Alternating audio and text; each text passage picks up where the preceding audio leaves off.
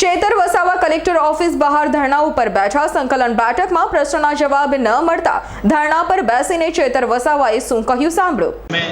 તમામ કામો 5 લાખ સુધીના ગ્રામ પંચાયતને મળે ને ગ્રામ પંચાયત જ એનું અમલીકરણ રહે એવી અમારી માગણી છે. તેવી જ રીતના આદિ આદર્શ ગ્રામમાં જે 18 કરોડનું આયોજન ગ્રામ પંચાયતો પરથી લેવામાં આવ્યું, એવી જ રીતના 68માંથી બીજા 50 કરોડ બાકી છે, એમાં પણ આયોજન ગ્રામ પંચાયત પરથી જ લેવામાં આવે.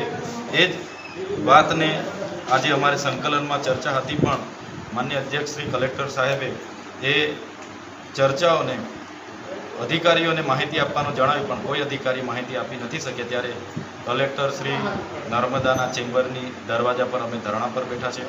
તમામ નર્મદા જિલ્લાના વહીવટી અધિકારીઓ આવી અમને આ વિકાસશીલ તાલુકાના આયોજન બાબત હોય કે 275 કલમની બાબત હોય કે મનરેગાની બાબત, તમામ બાબતે અમને ખુલાસો કરશે, પછી જ અમે ધરણા પરથી અહીંથી ઉઠવાના છે. અમારી તમામ માહિતીથી અપડેટ રહેવા માટે જોડાયેલા રહો S9 ન્યૂઝ સાથે.